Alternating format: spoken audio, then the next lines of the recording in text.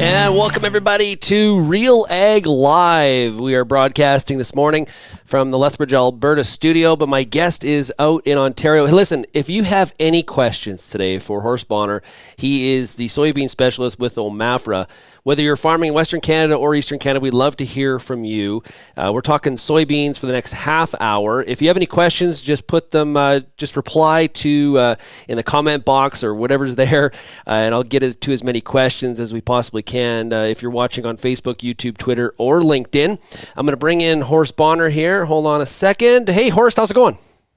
Excellent. Good morning, Sean. Thanks for the invitation. Hey, this is another opportunity that's come out of this whole situation we're going through, right? Otherwise, we wouldn't be doing this. Hey, this is fun. This is exactly right. It's these live streams have been a great time. We've talked agronomy, we've talked economics, we've talked the markets, and it's great to get some audience participation too. So, like I said, if you have any questions, please get them into us, and I will get to as many as I possibly can. Hey, Horst, let's start off. We'll start off talking in Ontario here, of course. You're based in Stratford? That's right, Stratford, Ontario. Yep. Yeah, nice. The home of the Beebs. There you go. You got to be known for something. Okay. We were talking earlier this morning. This is kind of really an unprecedented year here right now. We refuse to warm up. It's just fascinating. Every year seems to be a different challenge, right? I had someone ask me once, what do you do for a living? And I explained it to him, and he said, it sounds like it's the same every year, right? You plant the crop, you spray, you harvest. No, it's not that easy, is it? So this year, of course, the first time I've been doing soybean trials for over 20 years, by far the coldest year we've ever had in terms of the spring, right? Last year was wet. This year, cold, cold, cold. We had guys on the weekend over Sunday night that had 4 inches of snow, -9. Here we had 2 inches of snow out in front of my house. Just, for the middle of May, unheard of for us. Yep. Yeah, out in Alberta, we'll get heavy snowfalls because we're so close to the mountains, of course. But to get that kind of snow in Ontario at this time of the year, that seems bizarre. It is. And certainly the fruit growers and the vegetable growers are really assessing, the damage that's been done. On the crop side, of course, the vast majority, basically everything was in the ground in terms of not having been emerged, right? There's still lots of planting to be done. But, when the seed is in the ground and the seedling hasn't come up, typically we don't have much damage. But believe it or not, we've even had questions, can the seed freeze, right? It imbibes some water, and then it's -9, right? And the frost gets right down a couple of inches. Does that impact the seed? So yeah, it's just been fascinating. So we're really looking forward to some heat here, a little bit warmer today, and then we're moving into a warming trend, thankfully. And of course, with that, moisture, right? So now you got that to deal with. Yeah. So what percentage of the Ontario soybean crop is planted? Yeah, it ranges right on the clay. There's been less progress, a little wetter where I am, and over into Huron counties and down into Middlesex, some big soybean growing areas. I would say a third, maybe some guys are finished, somewhere between a third and a half. Personally, I'm about 2/3 finished with our soybean trials, and I'm usually kind of halfway on par where farmers are at. So somewhere in there, yep. Okay, so how would growers describe themselves at this point? We forged ahead quickly on the corn. Do they feel like they're ahead of the game on soybeans, or? Well, everything's relative, right? So compared to last year, for sure. Well, a lot of us didn't even start till June, right? That'll be the benchmark forever. Well, you know what? It could be 2019.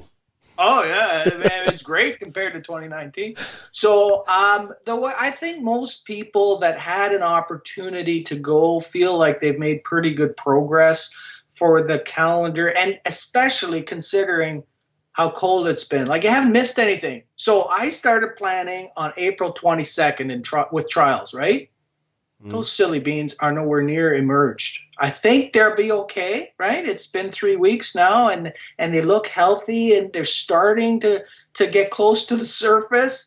But the ones I planted yesterday, I think will come up at the same time. So you haven't missed anything is what I'm trying to say. We talk a lot about the benefits of early planting. Well, that only works if you get enough heat to get them out of the ground. Yeah, when they're in the ground that long, this is why we have a seed treatment. When That's it's not this what we want cold. to see. Yeah. Yeah. It's not what we want to see. What they start to lose some vigor for sure, and push. After 3 weeks, I start to get nervous. I've seen beans come out after 6 weeks. To be honest with you, if conditions are relatively dry, what soybeans really despise are wet conditions. Right, wet, cold conditions, they start to rot. So that's worst case. So the good news is it's been relatively dry, and now that the moisture's coming, the heat's also coming. So I think we'll see a lot of them pop out very quickly. Okay, Horst, so for the growers who planted early, what should they be looking for when these beans eventually do get out of the ground and when fields dry up a little bit? Well, I think you always in the spring, right, are doing plant stand assessments. Once you get soybeans out of the ground, that's one of our biggest challenges. You're away to the races, right? So getting the soybeans out of the ground. So really, you're just doing plant stand assessments, and you're looking for somewhere, hopefully, well above 100,000. We seed at about 165 to 195, depending on row width. And we would say that 100,000 is, personally, I think that's kind of the minimum you want to see at this time of year. Hopefully you see 150,000. But, with respect to this cold, it becomes pretty obvious if they're dead within a week or so, right? They're just literally fade away on you. You can just tell by looking at them. They just don't develop normally, right? They have an off color and they're dead. Yeah. I've been doing these farmer rapid fires every Thursday on the radio show, and it's been interesting as I talk to growers in Manitoba and in Ontario. We talk about what they're doing on their beans, and I always ask them about planter versus drill, and Right. there's definitely different schools of thought there. What is your thought, and is there a certain application that fits best in certain conditions? Yeah, it's a very good question. We've been assessing that for almost 20 years, and there's a fit for both is the way I would look at it. So when we did the trials, we found there was a small yield benefit to a planter unit in 15-inch rows over a 15-inch drill. It was about 2 bushels per acre. So there's a small but statistically real advantage, and it comes from more consistent seed depth and, of course, a little more consistent emergence. And then we get about 5 to 8% more plants compared to what we seeded, right, over a drill. So there is a little bit of an advantage. And then, of course, you get some growers that constantly have to fight white mold. And in Eastern Ontario, that's a problem. So they've moved to 30-inch rows with a planter, obviously. And that makes some sense, right? They're giving up a few bushels because of the wide row, but they are getting more air through the system, maybe a little less white mold. So that's why, in a lot of the states, when you talk about a drill for soybeans, they just look at you like you're living in 1960, right? Yeah. It's over. They've all moved to planters. And of course, they're big corn people, and I get that. So that's the story on the planter side. So personally, I have a 15-inch row unit planter, love it, wouldn't go back to a drill. But there are those growers, right, further north, where you really need those narrow rows or later planting to get the canopy full. And so we've actually had some, believe it or not, that have switched back to a drill because the row width problem is too much for them to overcome, right? Yeah, and we're seeing new technologies come out, right, that are the drill is trying to get a little bit closer in terms of the precision side. Is trying to get a little bit closer to the planter at the same time. No, that's absolutely right. They have come a long way in trying to both get the seed depth better, right, and the spacing down the row. Now, the spacing down the row is less important for soybeans than it is for corn, just because of the sheer volume of seed, right? If you get a couple of seeds close, you're in the game. We don't like to see two right beside each other because there is this attrition factor that one becomes dominant and the other one doesn't really produce much. It's not as bad as with corn, right? With corn, we talk about this almost the later mergers or the lack of consistent spacing as being a weed, right? That second one. We don't have that in soybeans, but they definitely don't produce if they're not spaced equally. Okay, at Planting Time, there's always fertilizer questions. Let's hit on fertilizer. Let's talk about that. Hit best practices. What should we be doing? Yeah, so, let me just start off with saying that personally, I have a deep conviction that the reason we don't sometimes meet our goal expectations for soybeans is just because the soil fertility is not what it needs to be. In other words, when I look at those 100 bushel yield contest winners, Sean, those guys know how to feed soybeans. And that's really what they've hit on, right? It's not about, Formula A and doing this on the full moon and, whatever, right? Some big drum, drum in the garage, making a concoction of special formula you're going to apply. Yeah. That's not it, right?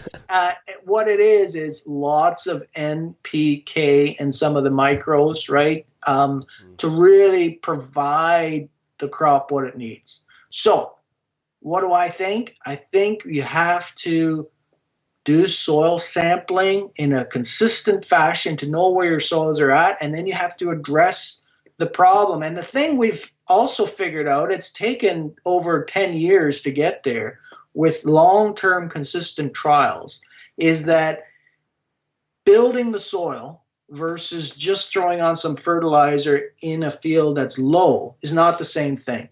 In other words, if the soil is built, you can't catch up by just throwing on some fertilizer the year of, right? Soybeans don't respond that well to fertilizer, but they respond very well to soil fertility, right? There's a difference there. Okay. So in other words, I'm a big fan of building the soil to something reasonable. Okay.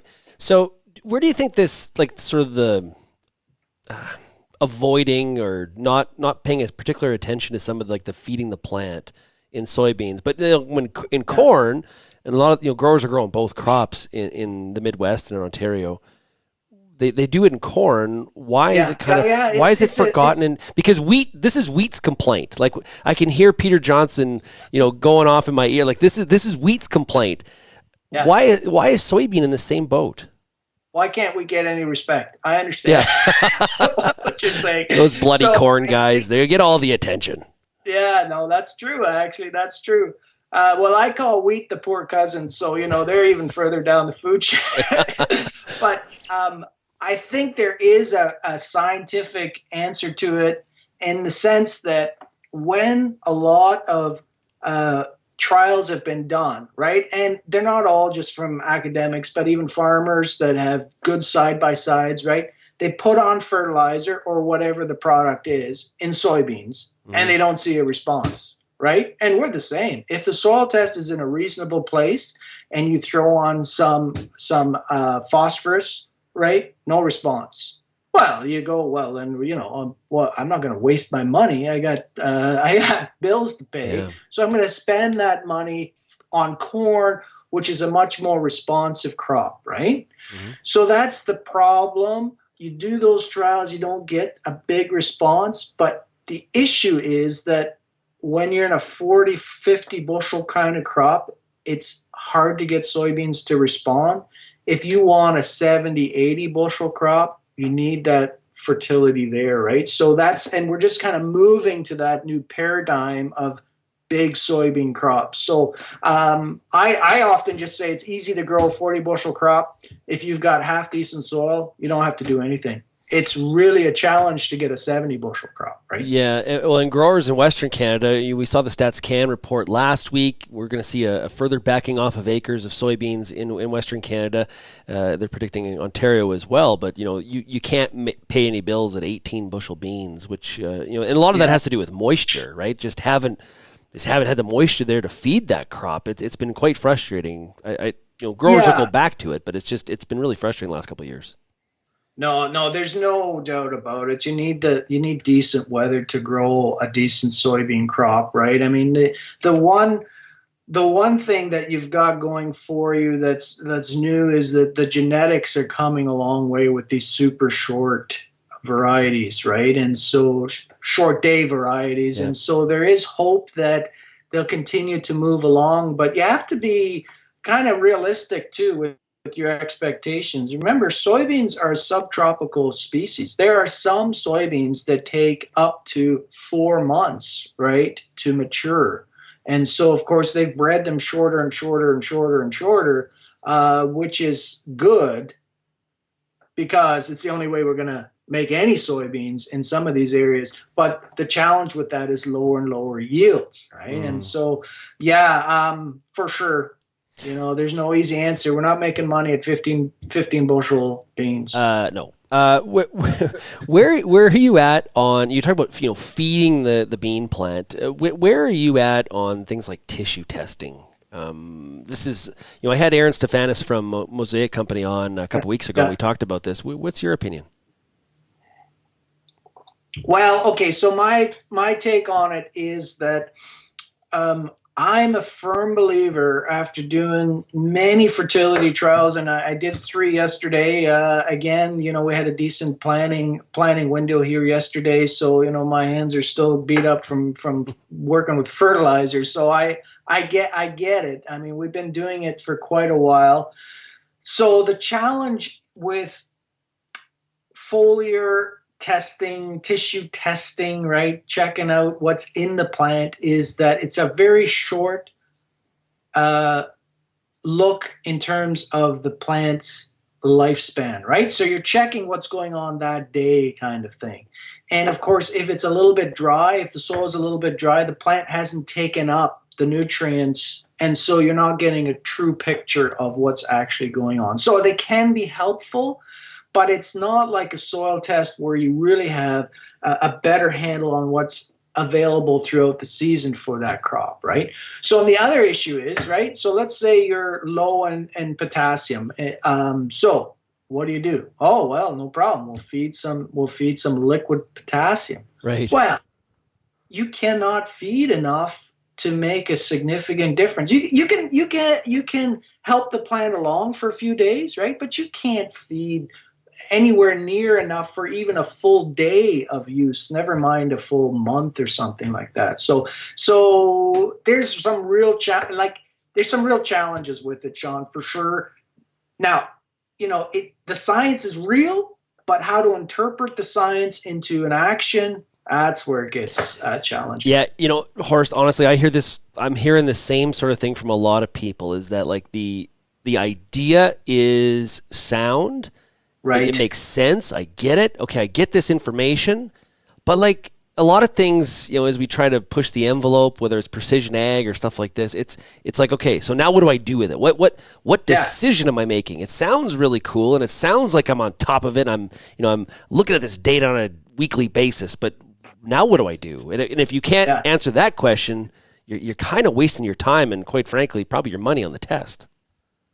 Well, I mean, they're relatively inexpensive, right? And so there's lots to learn, but you're absolutely right. We certainly, as an industry, aren't there to say, we take this sample and this is what we're going to do with it. I mean, Michigan State has had some really nice trials, large-scale replicated trials for a number of years where they did just that, right? Assess the plant through some tissue testing, then apply the product that was recommended by the company, and the results have been mediocre by to put it nicely, right? I mean, they just have not been very promising. So I still come back to, it's actually not that complicated. We have a good soil test. It works. It's one of the few good predictive tools we have. Use that number and then fertilize with soil applied products, because that's where you get the biggest bang for the buck, right? Now, there's a couple of exceptions, some microbes, right? We should throw that in. Sorry, I didn't mean to cut you off, but like something like manganese, right? If there's a true manganese deficiency, we've seen up to 8 bushel yield response to a foliar application. But the reason for that is you need a very small amount within the plant, right? Manganese is a micro. That's different than some of these macronutrients that we need, like NPK, right? On manganese, what's the time of application? So typically we like to say as soon as you see some visual symptoms, get it on there. You don't even want to wait a week. So often that's second, third trifoliate kind of idea quite early. Now in Western Canada, there's less manganese. There's more of this iron chlorosis. It seems to be more tied to our soil types here. But for sure, that's one example, right? And we're doing some trials with Mosaic this year on their new product, Aspire, which has boron in it. I'm kind of excited about that. You know, we don't really have a good data set on boron with soybeans, and boron is associated with a bunch of stuff like flowering and pod set, and so kind of excited to see how that'll turn out. Okay, want to mention everybody, you can check out our Soybean School, where we have interviews and discussions on certain agronomy topics. Horst is a frequent guest on there. You can go to soybeanschool.com to find all of the free online video content dedicated 100% to the crop of soybeans, sponsored by Pride Seeds, Safina Insecticide, and Fortenza Vibrance Max. Let's talk about planting depth. What I've been finding in some of the crops, corn, canola, as we talk to agronomists and researchers across the country, is we kind of had this period where everybody focused on, like, don't seed too deep or don't plant too deep, right? We need to be like, just that's a risk. But that seems like it's kind of changed all of a sudden, where it's like, I don't know, maybe you seeding, putting it in moisture is more ideal. Like, where does soybeans come out on that? Is that same discussion happening? Well, a little bit. It's, this year a new one came up for me that I thought we had this all settled, right? And here you go again. We gotta try and address this question, and it's a legitimate one in terms of ultra early, right? Some of our American friends have been pushing ultra early soybeans. So now I'm talking about late March into early April. They were probably 20 to 30,000 acres in Michigan planted first week of April, right? Part of this ultra early experiment. And then the issue is, because the soil temperature varies so much, if you get it not very deep, the seed, let's go deeper so that the soil temperatures are more consistent, and then the beans will have a better chance of coming out of the ground. And I think it makes some sense for corn, right? Because we want to get corn into a good depth anyway because of the root structure. There's nothing ever good comes out of shallow planted corn. But personally, I don't buy that story for soybeans. I think the biggest challenge, like we said at the beginning of our talk here, is just getting them out of the ground. So if you go deep, whether they have the energy or not to push out, especially if they've been in the ground for 3 or more weeks, is questionable. So personally, I am a big fan of relatively shallow seeding for early soybeans, always into some moisture, right? So that's typically never shallower than an inch. Our typical depth would be 1.5 inches with about a 1/4 inch, bit more into moisture. And then, of course, if it gets dry as you move into June, you go deeper and deeper. So all that to say is typically we see it at 1.25 to 1.5 inches if there's moisture. But we actually have some trials underway this year with those April beans where we went deeper, right? We went 1 inch, 1.5 inches, and so on, and deeper to 2.5 inches. And it's going to be interesting to see what comes up. I, to be honest with you, Sean, it's been so cold. I'll be happy if I see any of them again.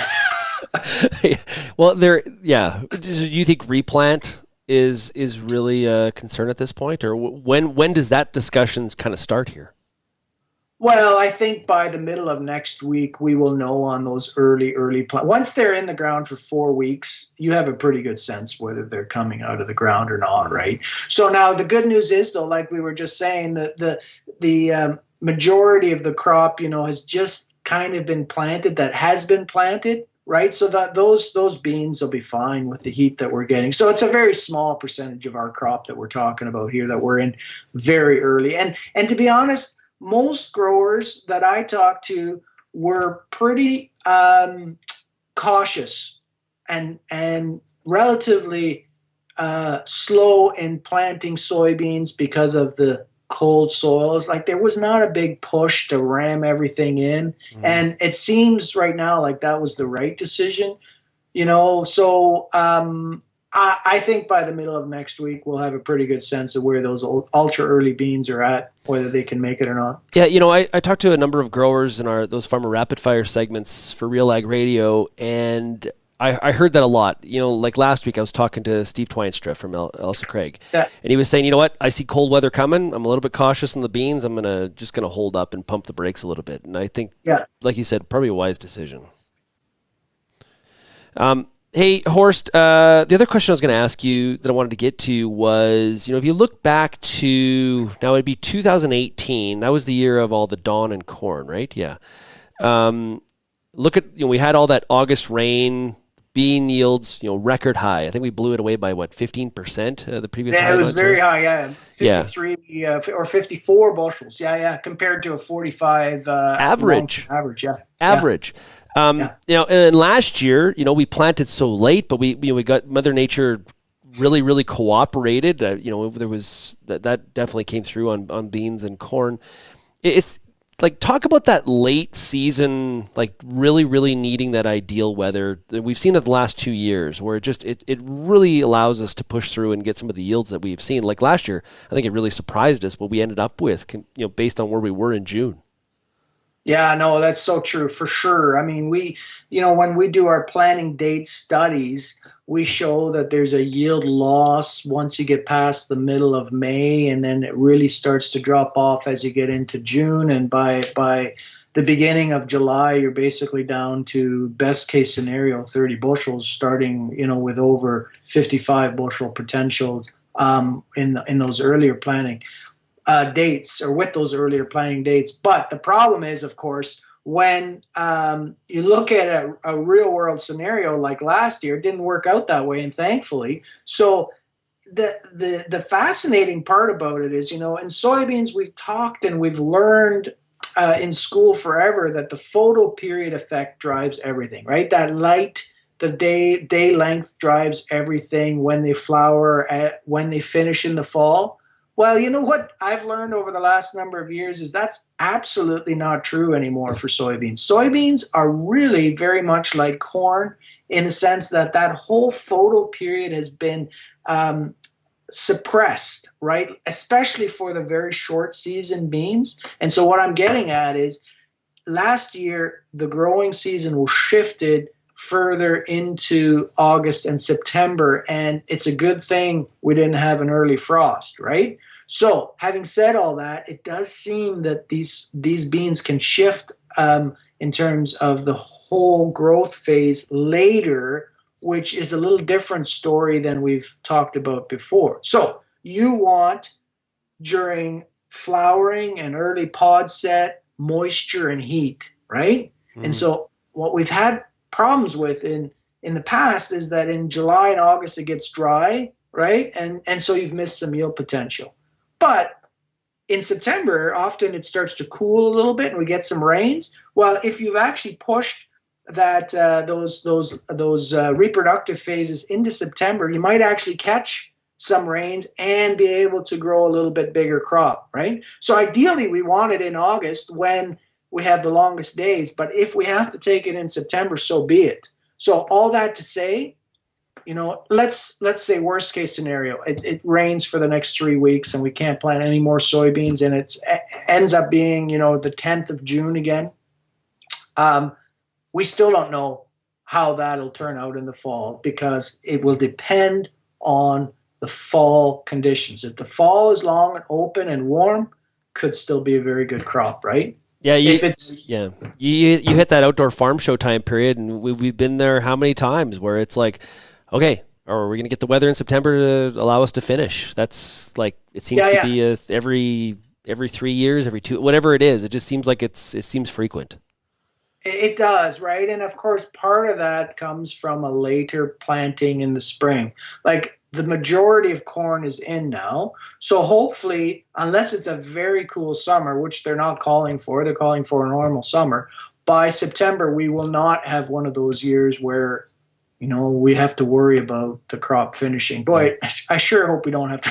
You jinxed it. Way to go. Thanks, Horst. You just jinxed it. Hey, so It's interesting. You mentioned like, hey, our mindset is shifted on this or that in terms of some of the agronomic practices. What's one of the biggest shifts you've seen in your career on beans? Like where we were doing something and then we've kind of learned from it and we've totally changed kind of the mindset on what we were doing previously. Does something come to mind on that?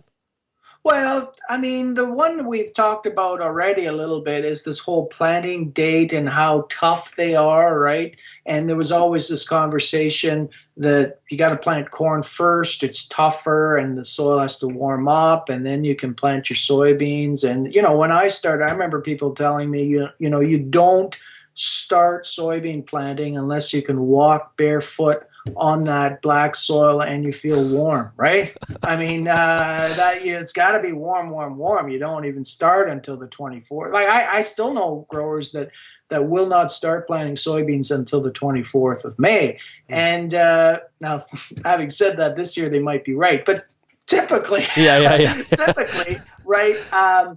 We have shifted from that mindset to saying soybeans are pretty tough. We can plant those girls pretty early, and usually it's a good thing. Like we have had as much as 10 bushels more by planting at the end of April versus the middle of May, right? That does happen. And so that's one shift, that they're tougher than we think. And the other thing I think that we're really doing a better job with is this whole idea of early weed control, right? Yeah. When Roundup first came in, we'd let the weeds come and we'd say, as long as you spray them by the second, maybe third trifoliate, it'll be fine. Well, no, it's not. You got to start clean, right? You got to keep that field relatively clean. But at least when you're starting, when those beans emerge, the weeds that emerge at the same time, those are your yield robbers. So we're getting better at some things like that. Yeah, that one for sure. Like that's across all the Roundup Ready crops. Like, you see that, like that is absolute, like where it's like, when sometimes you go to a field, you're like, hey, how come you haven't sprayed? I'm just waiting for that next flush. We're going to get them all. Yeah. And it's, a lot of research has been done on that to prove that sort of mindset is incredible. You're robbing yourself of yield. Like there's no ways about it for sure. The other one, Sean, I think that we've really made some progress with in terms of an industry, right? Seed companies and agronomists on the whole is really trying to choose the right variety for the right field and the right scenario. Like there really are some pretty significant differences in terms of not only disease resistance and tolerance, but also just in the kind of soil certain soybeans do better in. And so some of the seed companies, they have a pretty big data set now. And if you give them some of your information, they'll tell you, no, don't plant this bean, plant this bean. And I think there's actually something to it, right? In the past, we just kind of gave it a good guess, for lack of a nicer way of putting it. We estimated, but now there's actually some data behind it. And I think that's what'll drive us from in our case, a 45 bushel to a 55 bushel scenario, that with feeding the beans, right?